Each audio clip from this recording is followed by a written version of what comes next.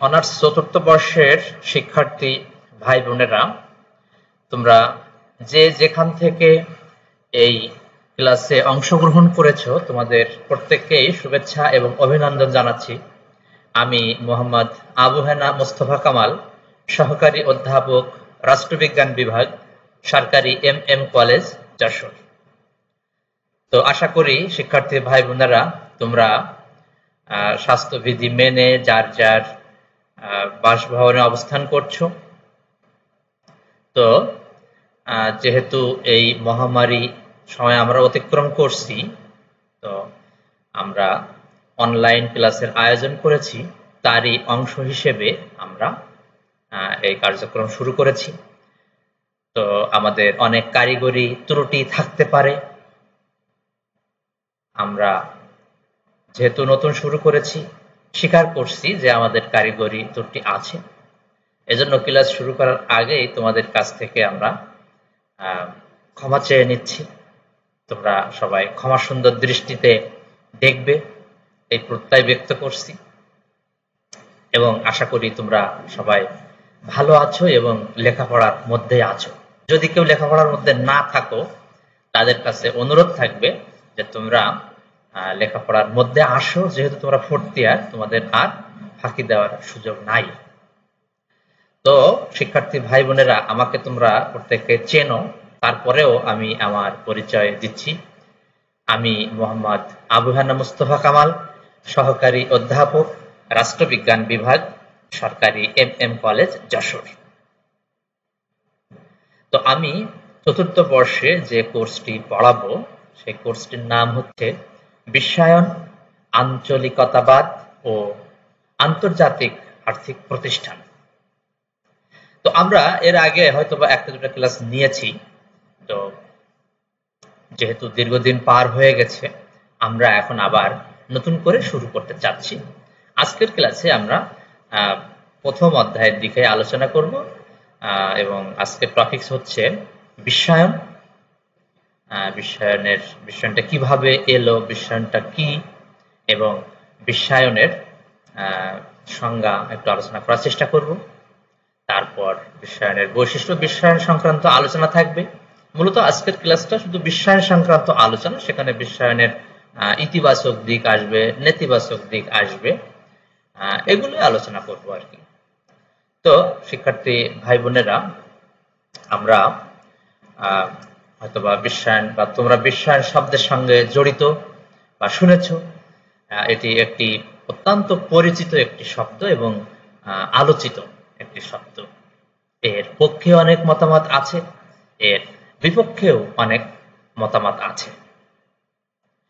আর যেহেতু বিপক্ষে মতামত থাকবে, একটা জিনিস তোমরা খেয়াল করবে যে এর বিরুদ্ধে মতামত থাকবে, তারপরেও এখান থেকে বের হওয়ার সুযোগ নেই বর্তমান বিশ্ব প্রেক্ষাপটে। কেন নেই?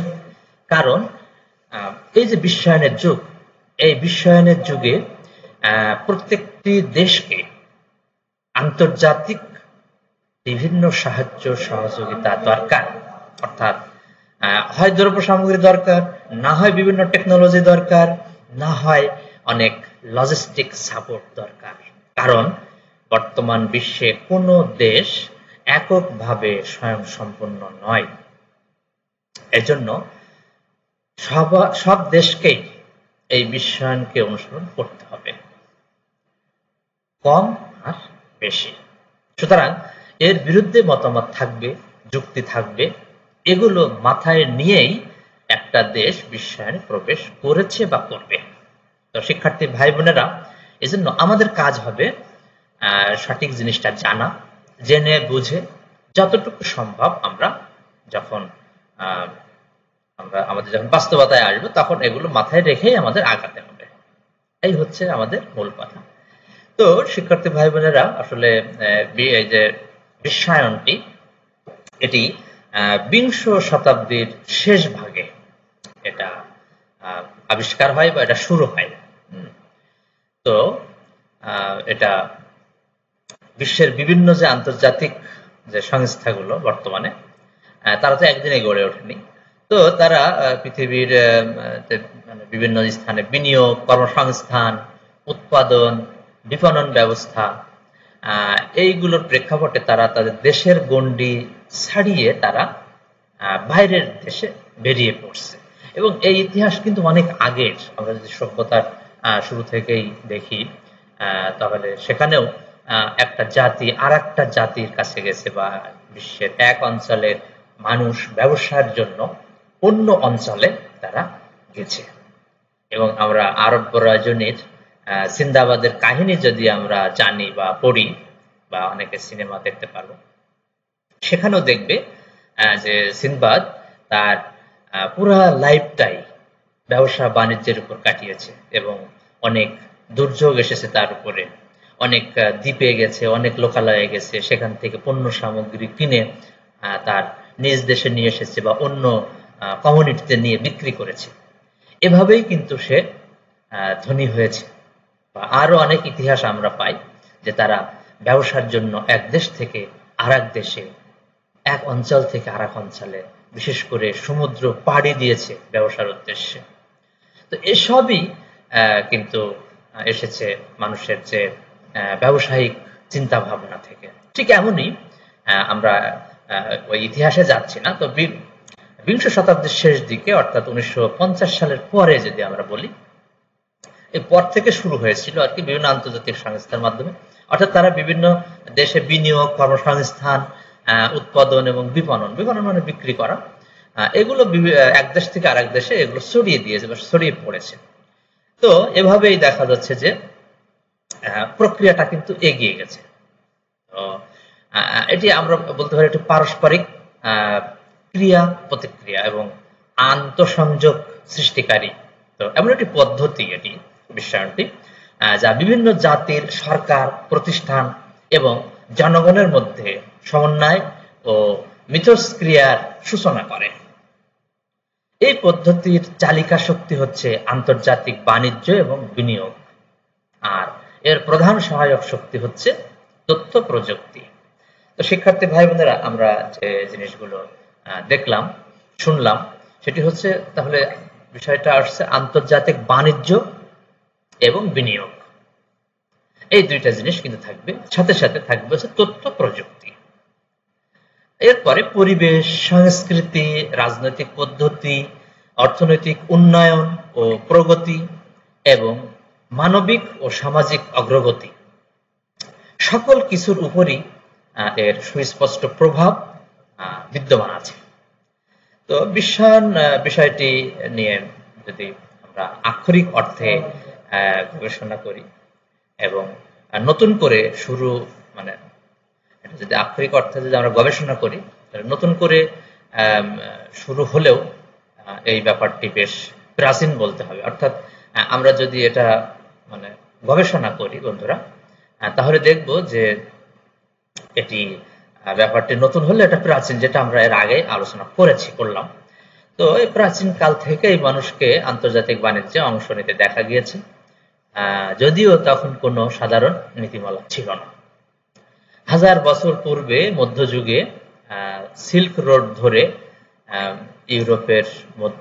ইউরোপের সাথে যে মধ্য এশিয়া হয়ে চীনের বাণিজ্য চলতো, এটাও কিন্তু ইতিহাস দেখলে আমরা বুঝতে পারি। তো সিল্ক রোড এই নামটি তোমরা এটা সম্বন্ধে যদি পরিচিত না থেকে থাকো, তোমরা গুগলে সার্চ দিও সিল্ক রোড, দেখবে যে এখানে তোমরা তথ্যটি পেয়ে যাবে। তো এটা মধ্য এশিয়া হয়ে চীনে বাণিজ্য চলতো, তাহলে এটা 1000 বছর পূর্বে। তো তারপরে পরিবহন ও যোগাযোগ প্রযুক্তির উন্নয়নের ফলে, বিশেষ করে 1800 শতকের প্রথমার্ধে বাষ্পীয় পথ ও টেলিগ্রাফের উন্নয়নের পর থেকে বিশ্বব্যাপী মানুষ বা কোম্পানিগুলোর মধ্যে ব্যাপক মাত্রায় মিথস্ক্রিয়া বৃদ্ধির যে প্রবণতা সৃষ্টি হয়েছে, মূলত তাকেই আমরা বিশ্বায়নটি বলবো। অর্থাৎ 1800 সালের শেষ দিকে, 1800 সালে প্রথম দিকে বাষ্পীয় পথ ও টেলিগ্রাফ তৈরি হয়েছে, অর্থাৎ টেলিফোন। বা মূলত আমরা জানি যে অষ্টাদশ শতাব্দীর শেষের দিকে যে শিল্প বিপ্লব হলো ইউরোপে, মূল কথা মানে সহজ ভাষায় যদি আমরা বলি, যে অষ্টাদশ শতাব্দীর শেষ ভাগে এসে ইউরোপে যে শিল্প বিপ্লবটি হয়, সেখানে একটা বিপ্লব তৈরি হয়ে যায় এবং সেখানে কিন্তু পণ্য উৎপাদন করেছে, বিভিন্ন শিল্পের উন্নয়ন হয়েছে। তারপরেই কিন্তু মূলত তাদের দেশীয় প্রোডাক্টটা বাইরে বিক্রি করতে হবে, এই ধারণা কিন্তু মানুষের মধ্যে এসেছে। শিক্ষার্থী ভাই বোনেরা, তোমরা সবাই জানো যে ব্রিটিশরা আমাদের শাসন করেছে 190 বছর। তো মূলত ব্রিটিশরা প্রথমে এসেছিল কিন্তু ব্যবসা করার জন্য, ব্যবসা বাণিজ্যের জন্য। তারপরে তারা আস্তে আস্তে আস্তে আস্তে শাসন ক্ষমতা গ্রহণ করেছে। তারা কিন্তু যখন শাসন ক্ষমতা গ্রহণ করলো, তখনও কিন্তু আমাদের এই উপমহাদেশকে তারা বাজার হিসেবে ব্যবহার করেছে। তো এটি একটি প্রক্রিয়া। তো বলবো যে বিশ্বায়নটি এভাবে এসেছে, অর্থাৎ সব কিছুর সর্বশেষ পর্যায় বা প্রক্রিয়া হিসেবেই এসেছে বিশ্বায়ন। তো সুতরাং আমরা যদি একটা সংজ্ঞায়িত করি যে বিশ্বব্যাপী মানুষ বা কোম্পানিগুলোর মধ্যে যে ব্যাপক মাত্রায় মিথস্ক্রিয়া, এই যে মিথস্ক্রিয়া, এটাই মূলত বিশ্বায়ন। অর্থাৎ এক দেশ থেকে আরেক দেশে যে ব্যবসা বাণিজ্য, অর্থাৎ পণ্য সামগ্রী, তারপরে সেবা, শ্রম, মূলধন, এগুলোর যে মিথস্ক্রিয়া, মূলত যে প্রক্রিয়ার মাধ্যমে এটি করে থাকে, সেটি হচ্ছে বিশ্বায়ন প্রক্রিয়া। তো আমরা প্রাথমিকভাবে বলতে পারি যে বিশ্বায়ন হচ্ছে অর্থনৈতিক প্রক্রিয়ার সমন্বয়, যার রয়েছে সামাজিক ও সাংস্কৃতিক অভিমুখ। কিন্তু বিশ্বায়নের ইতিহাসের বৃহৎ অংশ জুড়ে রয়েছে বিতর্ক ও কূটনীতি। তো অর্থনৈতিক দিক থেকে বিশ্বায়নের অন্তর্ভুক্ত রয়েছে পণ্য, পরিষেবা এবং পুঁজি, প্রযুক্তি ও উপাত্তের অর্থনৈতিক সম্পদ, বাষ্পীয় যে বিভিন্ন যানবাহন, তারপরে ইঞ্জিন চালিত বিভিন্ন যানবাহন, তারপরে কন্টেইনারবাহী জাহাজ ইত্যাদি পরিবহনের ক্ষেত্রে বিভিন্ন সুবিধা নিয়ে এসেছে এবং এর মাধ্যমে পণ্য সামগ্রী এক দেশ থেকে আরেক দেশে নেওয়া হয়েছে বা নেওয়া হয় বর্তমানে। তো সেই সাথে কমিউনিকেশন সিস্টেমটারও যে উন্নয়ন হয়েছে, টেকনোলজি, বর্তমানে মোবাইল, ইন্টারনেট, টেলিফোন, টেলিযোগাযোগ, এগুলোর অবকাঠামোর ক্ষেত্রে যে পরিবর্তন এসেছে।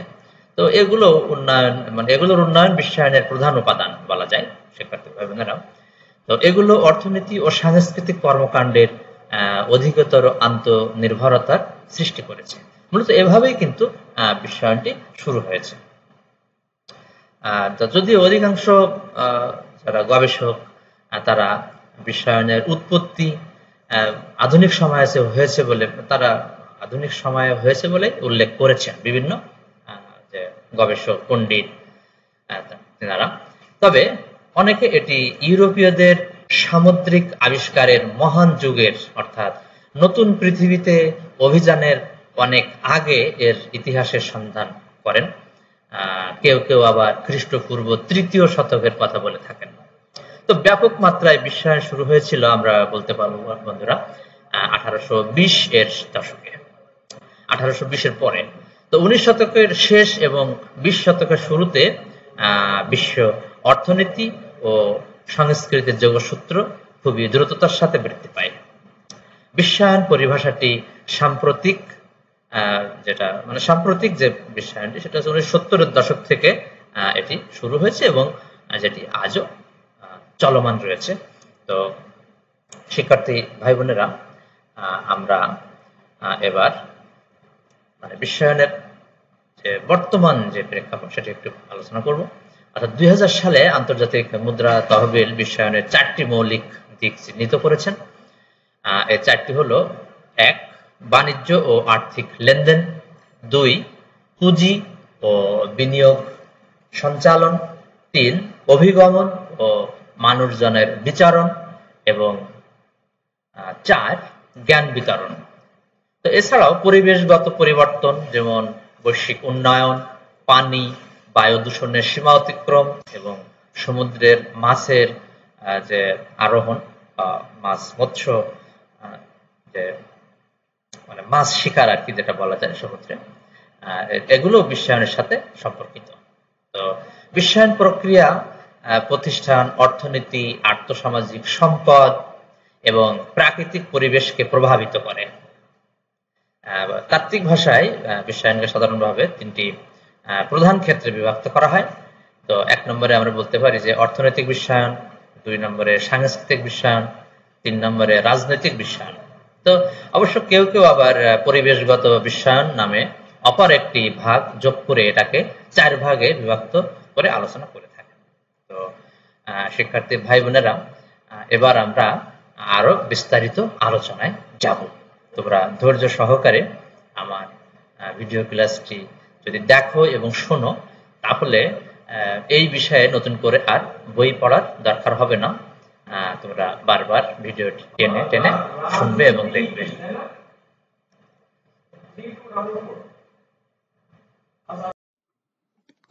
শিক্ষার্থী ভাই বোনেরা, আমরা এবার বিশ্বায়নের মাধ্যম সমূহ আলোচনা করব।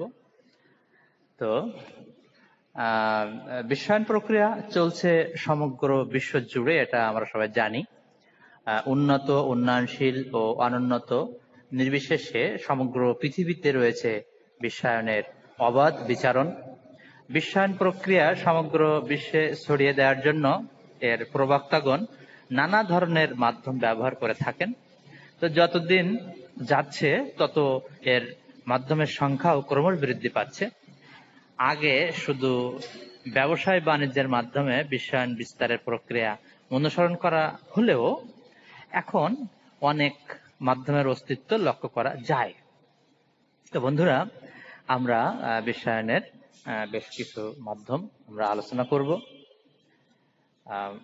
১ নাম্বার যেটা আমরা পাবো সেটা হচ্ছে বহুজাতিক জোট ও সংস্থা।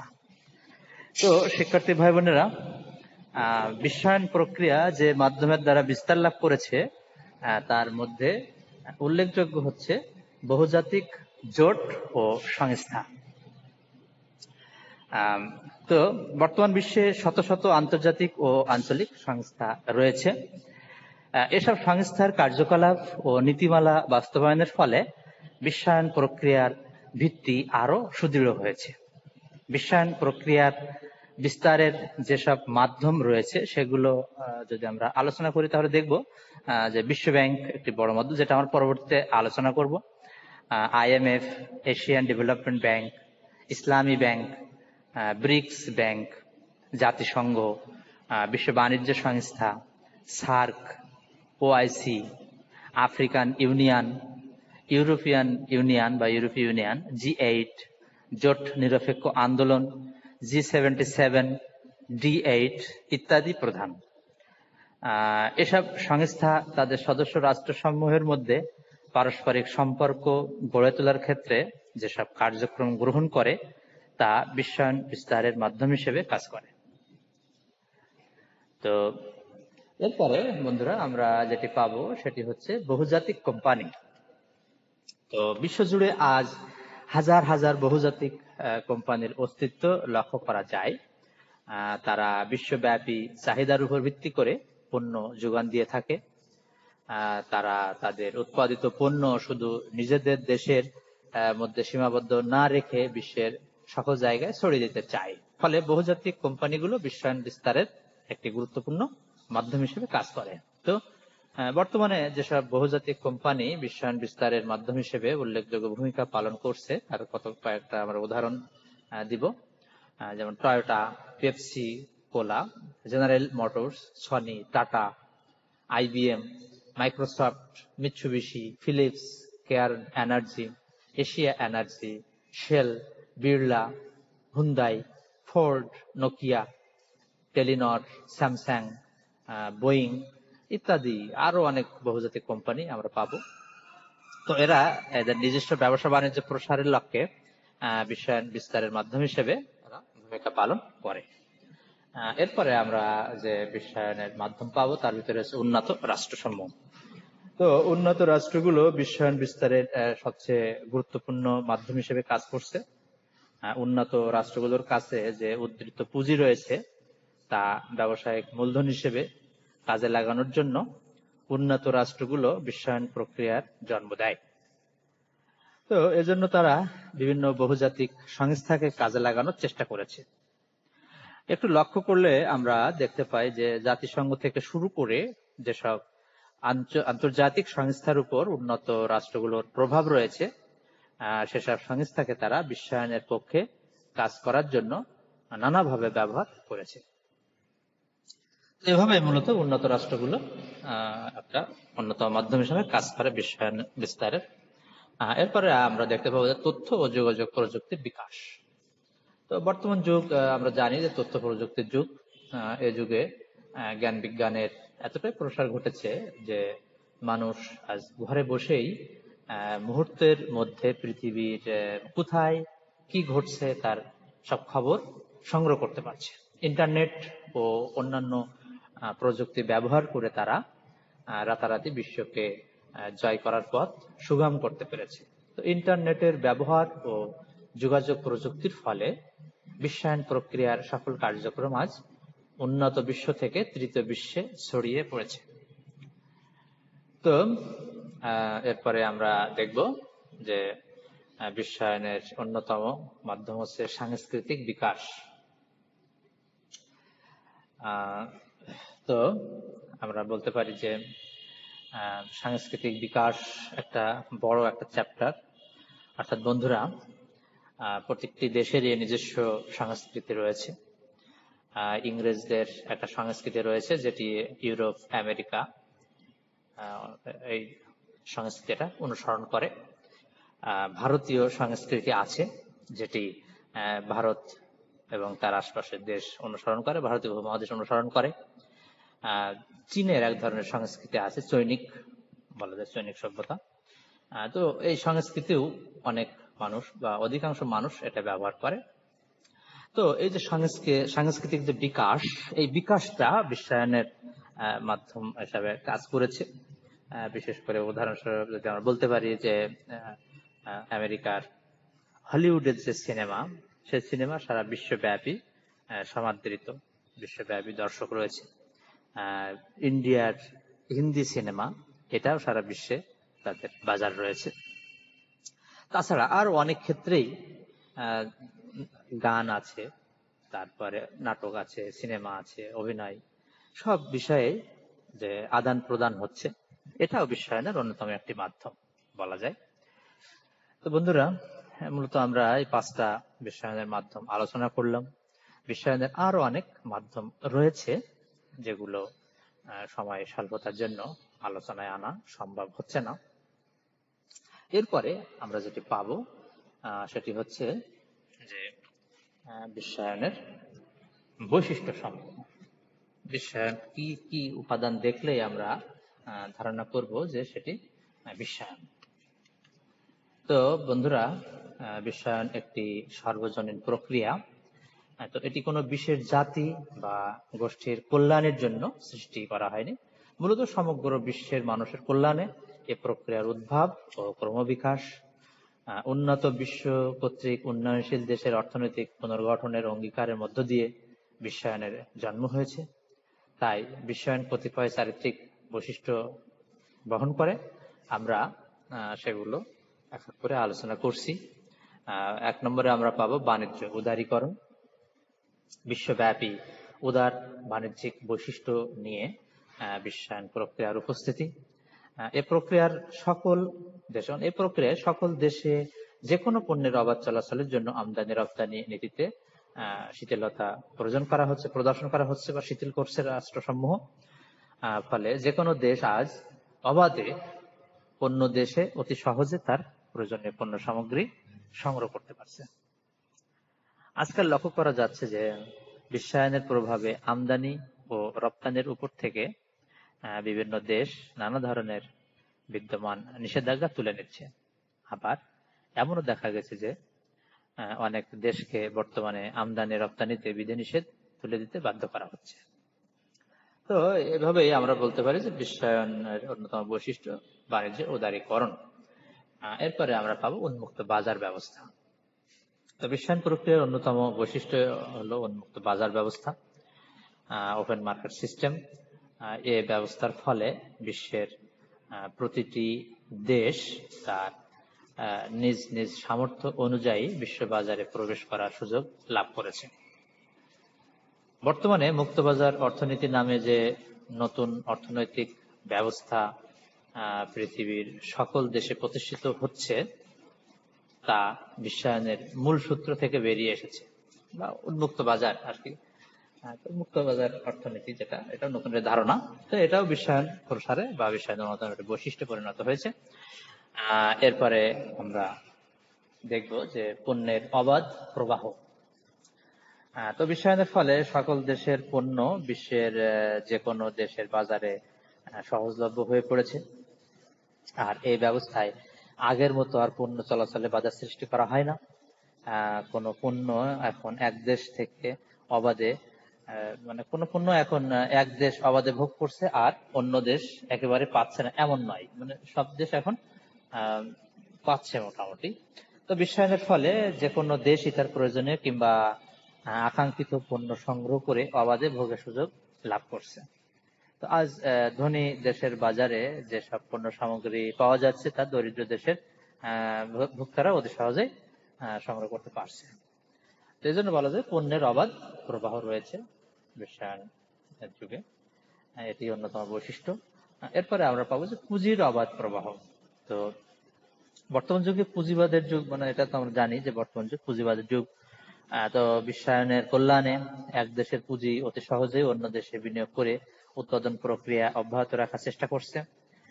ফলে এখন আর বহুজাতিক যে পণ্য, বহুজাতিক পণ্যের জন্য আমদানি রপ্তানির উপর আর তেমন নির্ভর করতে হয় না। তো আমরা বলতে পারি যে বাংলাদেশে অনেক শিল্প কারখানা রয়েছে যেগুলো বিদেশি মালিকরা ইনভেস্ট করেছে। তারা ইনভেস্ট করার ফলে দেখা যাচ্ছে যে আমাদের দেশে সেই পণ্য তৈরি হচ্ছে। এভাবেই মূলত আমরা বলতে পারি যে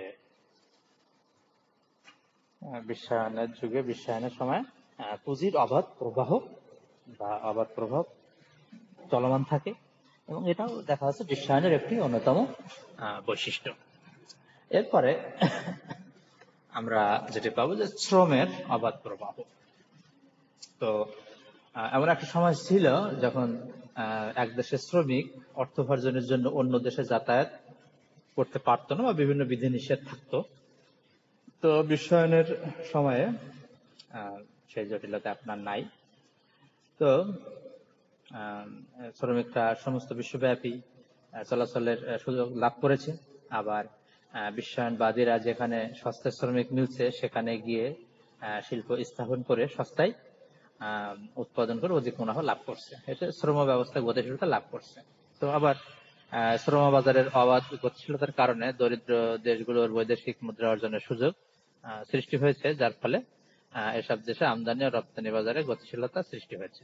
তো বাংলাদেশেও ইতিমধ্যে দেখা যাচ্ছে শ্রম বাজারেও, মানে বাংলাদেশের শ্রমিকরা বাইরে দেশে যে তারা কাজ করছে এই বিশ্বায়নের যুগের কারণে। তো বন্ধুরা, আমরা বিশ্বায়নের বেশ কিছু বৈশিষ্ট্য আমরা পেলাম। এবার আরেকটি বৈশিষ্ট্য পাবো যে তথ্যের অবাধ প্রবাহ। তো বিশ্বায়নের এটি সবচেয়ে অত্যন্ত গুরুত্বপূর্ণ বৈশিষ্ট্য, তথ্যের অবাধ প্রবাহ। তো আগের দিনে যেখানে যোগাযোগের জন্য দিনের পর দিন অপেক্ষা করতে হতো, বর্তমানে সেখানে মাত্র কয়েক মিনিটের ব্যবধানে হাজার মাইল দূরবর্তী স্থানে যোগাযোগ স্থাপন করা সম্ভব হচ্ছে, শুধুমাত্র এই আধুনিক তথ্য প্রযুক্তির বা যোগাযোগের উন্নয়নের ফলে, তথ্য প্রযুক্তির উন্নয়নের ফলে। তো আজকের বিশ্বায়নের যুগে আমাদের হাতের নাগালে রয়েছে ইন্টারনেট, টেলিফোন এবং কৃত্রিম উপগ্রহের মতো অতি উন্নত ও দ্রুতগামী যোগাযোগ মাধ্যম। তো এসব যোগাযোগ মাধ্যম ব্যবহার করে অতি দ্রুততার সাথে বিশ্বের এক প্রান্ত থেকে অপর প্রান্তে যে কোনো সংবাদ পৌঁছে দেওয়ার ব্যবস্থা রয়েছে। এর দ্বারা মানুষ তাদের ব্যবসায়, বাণিজ্য, শিক্ষা, চিকিৎসা সহ অনেক প্রয়োজনীয় কাজের তথ্য সমূহ অতি সহজে সংগ্রহ করতে পারে। তো এরপরে আমরা বিশ্বায়নের ইতিবাচক দিক আলোচনা করব বন্ধুরা। তো এটি খুবই গুরুত্বপূর্ণ একটি টপিক, তোমাদের জন্য খুবই ইম্পর্টেন্ট। তোমরা এটি পড়বে, বারবার পড়বে, বারবার দেখবে, ভিডিওটি দেখবে। তো আসলে বিশ্বায়নের ইতিবাচক দিকটাই বেশি বলা যায়, নেতিবাচক দিকও অনেক রয়েছে। কিন্তু বন্ধুরা, আমরা এমন একটি যুগে বসবাস করছি যেখানে আসলে বিশ্বায়নের বাইরে থাকলে সে দেশ উন্নয়নের ছোঁয়া পাবে না বা একা একা চলতে পারবে না। এজন্য বিশ্বায়নের মধ্যে থেকেই এগুলো মাথায় নিয়ে, অর্থাৎ নেতিবাচক দিকটি মাথায় নিয়েই বিশ্বায়নে প্রবেশ করতে হবে এবং একটি দেশকে তাদের সিদ্ধান্ত গ্রহণ করতে হবে। তো ইতিবাচক দিক আমরা যেটি পাবো সেটি হচ্ছে যে দারিদ্র দূরীকরণ। তো দারিদ্রতা তৃতীয় বিশ্বের জন্য একটি বিরাট সমস্যা, কারণ তৃতীয় বিশ্বের প্রায় প্রতিটি দেশ দারিদ্র্যের পশাঘাতে জর্জরিত। তাই বিশ্বায়নের প্রবক্তারা বিশ্বায়নের পক্ষে যুক্তি প্রদর্শন করতে গিয়ে তৃতীয় বিশ্বের দারিদ্র দূরীকরণের কথা বলেন। তারা মনে করেন যে বিশ্বায়ন প্রক্রিয়ায় অংশগ্রহণ করলে তৃতীয় বিশ্বের দেশগুলোতে যে দারিদ্র অবস্থা বিরাজ করছে তা দূর করা সম্ভব হবে। তো কারণ বিশ্বায়নের তাত্ত্বিকেরা মনে করেন যে এ প্রক্রিয়া যদি সর্বত্র অবাধে প্রয়োগ করা যায় তাহলে বিশ্বব্যাপী যে গরিব অবস্থা বিরাজ করছে তা উন্নয়নশীল দেশগুলোর মানে মুক্তি মিলবে আর কি, এটা যদি চালু করা যায়। এই জন্য বিশ্বায়ন দারিদ্র দূরীকরণে সহযোগিতা করে। এরপরে আমরা যে ইতিবাচক দিকটি পাবো সেটি হচ্ছে অবাধ প্রতিযোগিতা। তো বিশ্বায়নের ফলে পৃথিবীর সকল দেশ আজ বিশ্ববাজারে অবাধে প্রবেশ করার সুযোগ লাভ করেছে। এখানে প্রতিযোগিতামূলক বাজারে তারা নিজের দেশের উৎপাদিত পণ্য বিশ্ববাজারে তুলে ধরার সুযোগ সৃষ্টি হয়েছে। কিন্তু বিশ্বায়নের পূর্বে দরিদ্র দেশগুলোর পক্ষে উন্নত বিশ্বে তাদের পণ্য নিয়ে প্রবেশ করার কোনো সুযোগ ছিল না। তবে বিশ্বায়নে শক্তিশালী দেশগুলো যেভাবে প্রবেশের সুযোগ পাচ্ছে, দরিদ্র দেশগুলো সেভাবে সুযোগ পাচ্ছে না। তো মূলত বলা যায় যে অবাধ প্রতিযোগিতার সৃষ্টি হয়েছে বিশ্বায়নের ফলে। এরপরে আমরা দেখব যে পারস্পরিক আদান প্রদান। তো পারস্পরিক আদান প্রদান সেটি বিশ্বায়ন প্রক্রিয়ার ফলে বিশ্বব্যাপী পারস্পরিক ভাবের আদান প্রদানের এক অপূর্ব সুযোগ সৃষ্টি হয়েছে। এখানে দেখা যাচ্ছে যে বিভিন্ন প্রকার উপকরণ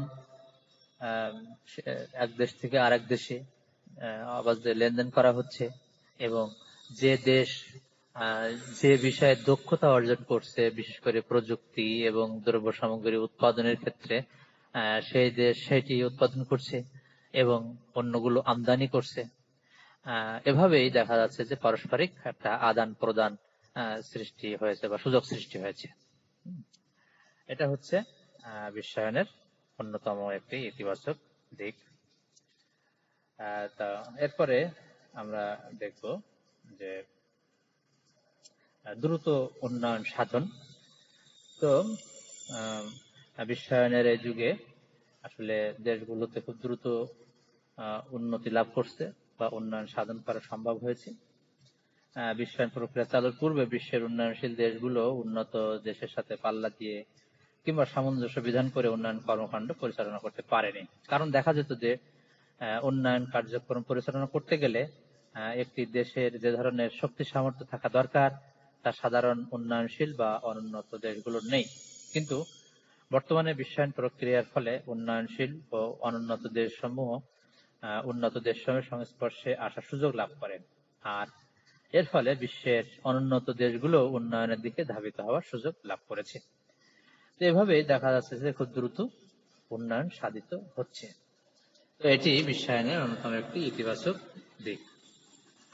এরপরে আমরা দেখব যে বিশ্ব সমাজকে সুসংহত করা। তো বন্ধুরা, আজকের দিনে জাতীয়তা বোধের চেতনার ঊর্ধ্বে উঠে গিয়ে রাষ্ট্রগুলোকে এককের বিশ্ব সমাজের দিকে এগিয়ে যেতে হচ্ছে, অর্থাৎ বিশ্ব সমাজ যেটা বলে। তো এক্ষেত্রে যদি পৃথিবীর সকল রাষ্ট্র বিশ্বায়নের সংস্পর্শে না আসে তাহলে তাদের মধ্যে যে দ্বন্দ্ব কলহ দেখা দিবে বিশ্বব্যাপী মানব সমাজ প্রতিষ্ঠার ক্ষেত্রে তা এক বিরাট প্রতিবন্ধকতা হিসেবে কাজ করবে। তাই একটি সুসংহত বিশ্ব সমাজ প্রতিষ্ঠার ক্ষেত্রে বর্তমান প্রেক্ষাপটে বিশ্বায়নের কোনো বিকল্প নেই। তো এরপরে আমরা আলোচনা করব যে জাতিগত সংঘাত দূর করা। তো আসলে বিশ্বের বিভিন্ন দেশে জাতিগত সংঘাত বিরাজমান রয়েছে, আমরা জানি। মধ্যপ্রাচ্যের দেশগুলোতে জাতিগত সংঘাত রয়েছে, আফ্রিকার দেশগুলোতে জাতিগত সংঘাত রয়েছে। তো এগুলো যারা বিশ্বায়নের প্রবক্তা এবং বিশ্বায়নের স্বপ্নদ্রষ্টা, তারা বলতে চান যে বিশ্বায়নের ফলেই এগুলো নিয়ন্ত্রণ করা সম্ভব হবে বা জাতিগত সংঘাত দূর করা সম্ভব হবে। তো এই জন্য বন্ধুরা আমরা বলতে পারি যে বিশ্বায়নের এটি একটি অন্যতম ইতিবাচক দিক, যে বিশ্বায়নের কারণে বিশ্বের এক দেশ থেকে আরেক দেশে ব্যবসা বাণিজ্যের যেমন প্রসার ঘটে, ঠিক তেমনি বাইল্যাটারাল বা মাল্টিল্যাটারাল যে সম্পর্ক সেটাও সৃষ্টি হয়। এভাবে মূলত জাতিগত সংঘাত দূর করা সম্ভব হয়। এরপরে দেখব যে সাংস্কৃতিক বাধা দূর করা। তো বিশ্বের বিভিন্ন দেশের মধ্যে সাংস্কৃতিক ক্ষেত্রে বিভিন্ন বাধা নিষেধ লক্ষ্য করা যায়। কোন দেশের সামাজিক রীতিনীতি হিসেবে যে বিষয়গুলো প্রচলিত রয়েছে, অন্য দেশে সেসব কুসংস্কার বা বিধিনিষেধের জাতাকলে আবদ্ধ। অনেক সময় উন্নয়নশীল দেশগুলো কুসংস্কার থেকে সামাজিক চাপে বেরিয়ে আসতে পারে না। বিশেষ করে সামাজিক ও ধর্মীয় বাধা অনেক ক্ষেত্রে কুসংস্কারকে মানব সমাজে আরো বেশি শক্তভাবে ধরে রাখে, ফলে তারা অর্থনৈতিক ক্ষেত্রে স্বাবলম্বিতা অর্জনের সুযোগ লাভ করতে পারে না। তাই এসব বাধা নিষেধ দূর করতে হলে সবাইকে বিশ্বায়নের যে শ্যাডো বা বিশ্বায়নের ছাতার নিচে আসতে হবে। এরপরে আমরা বিশ্বায়নের আরো যে ইতিবাচক দিক দেখব, তার ভিতরে হচ্ছে উৎকৃষ্ট মানের পণ্য উৎপাদন। তো বিশ্বায়নের ফলে সমগ্র বিশ্বে যেসব পণ্য সামগ্রী উৎপাদিত হয় তা সকল দেশে অনায়াসে ছড়িয়ে পড়ে। ফলে ধনী দরিদ্র নির্বিশেষে সকল দেশের ক্রেতা সাধারণ বাজার থেকে উৎকৃষ্ট মানের পণ্যটি বেছে নেওয়ার সুযোগ পায়। কেবল বিশ্বায়ন প্রক্রিয়ার ফলেই এটি সম্ভবপর হয়েছে বলে প্রতীয়মান হয়। এতে করে একজন ভোক্তার স্বাধীনতা রক্ষা হয়ে থাকে বলে বিশ্বায়নবাদীরা মনে করেন। তো এভাবেই মূলত আমরা বিশ্বায়নের পক্ষে যে যুক্তি সেগুলো আমরা উপস্থাপন করলাম। এরপরে আমরা বিশ্বায়নের নেতিবাচক যে দিকগুলো রয়েছে সেটা নিয়ে আমরা একটু আলোচনা করব। তো বন্ধুরা, আসলে বিশ্বায়ন প্রক্রিয়া একটা শক্তিশালী, দেশগুলোর দ্বারা এটা ব্যাপকভাবে সমর্থিত। তো উন্নয়নশীল দেশগুলো অবশ্য মারাত্মক কিছু কিছু ক্ষেত্রে মারাত্মক ক্ষতির সম্মুখীন হচ্ছে এই বিশ্বায়ন থেকে, এবং একটা নির্ভরশীলতার সৃষ্টি হয়েছে দেশগুলোর মধ্যে। অর্থাৎ যে গরিব দেশগুলো তারা ধনী দেশের প্রতি নির্ভরশীল হয়ে পড়ছে। তো অনেক উন্নয়নশীল দেশ আজ বিশ্বায়ন প্রতিযোগিতায় হেরে গিয়ে উন্নত দেশের পণ্যের বাজারে পরিণত হয়েছে। তো যেসব ক্ষেত্রে এসব মানে বেকারত্ব বৃদ্ধি পেয়েছে, এসব ক্ষেত্রে আরো জটিল কিছু অবস্থা সৃষ্টি হয়েছে, যেমন ছোট ছোট শিল্প এখনো ধ্বংস হয়ে গেছে। তো বিভিন্ন উন্নয়নশীল দেশে আজ বিশ্বায়ন বিরোধী স্লোগানও লক্ষ্য করা যাচ্ছে। তো এসব দেশের সাধারণ মানুষ বিশ্বায়নের বিরুদ্ধে অবস্থান নিয়ে এর ক্ষতির দিকগুলো সকলকে অবগত করেছে। এটা তোমাদেরও জানা উচিত, জেনে রাখা উচিত যে এর ক্ষতির দিকগুলো কি কি। তো আমরা দেখবো যে বিশ্বায়ন একটা নব্য সাম্রাজ্যবাদী চেতনা সৃষ্টি করেছে। তো বন্ধুরা, সাম্রাজ্যবাদ বলতে আমরা বুঝি যে এক দেশ জোর করে অন্য দেশের ভূখণ্ড দখল করত, এটাই ছিল সাম্রাজ্যবাদ, ও সাম্রাজ্য বিস্তার করত। কিন্তু নব্য সাম্রাজ্যবাদ এটি বলতে বুঝাবে যে এক দেশ আর এক দেশের বাজার দখল করবে, সরাসরি সে দেশের ভূমি দখল করবে না, বাজার দখল করবে। তো বিশ্বায়নের নেতিবাচক একটা দিক হচ্ছে এটি, যে যেসব দেশ শিল্পোন্নত ব্যবসা বাণিজ্যে বা বিভিন্ন দিকে যাদের অত্যন্ত প্রভাব, তারা এইভাবেই সাম্রাজ্য দখল করে, নব্য সাম্রাজ্য, অর্থাৎ ব্যবসা বাণিজ্যের মাধ্যমে একটা দেশের অর্থনৈতিক সিস্টেমটাই দখল করে ফেলে। তো এটি বিশ্বায়নের অন্যতম একটি নেতিবাচক দিক। এরপরে আমরা পাবো যে দরিদ্র দেশগুলোকে আরো দরিদ্র করে রাখা। তো বিশ্বায়ন বিরোধীরা মনে করেন যে এ প্রক্রিয়ার মাধ্যমে দরিদ্র দেশগুলোকে আরো দরিদ্র করে রাখার প্রচেষ্টা গ্রহণ করা হয়। কারণ বিশ্বায়নের ফলে দরিদ্র দেশগুলোতে ধনী দেশগুলো উন্নয়নের নামে যেসব সাহায্য প্রদান করে, তার দ্বারা দরিদ্র দেশ স্বাবলম্বী না হয়ে আরো বেশি পরনির্ভরশীল হয়ে পড়ে। আর সাহায্যের নামে ধনী দেশগুলো যে অর্থ বা সাহায্য প্রদান করে, তার দ্বারা তারা এসব দেশ থেকে বিরাট মুনাফা লুটে নেয়। এভাবেই আসলে দরিদ্র দেশগুলো এসব মুনাফার যোগান দিতে গিয়ে আরো দরিদ্র অবস্থার দিকে ধাবিত হয়। তো এটা একটা নেতিবাচক দিক।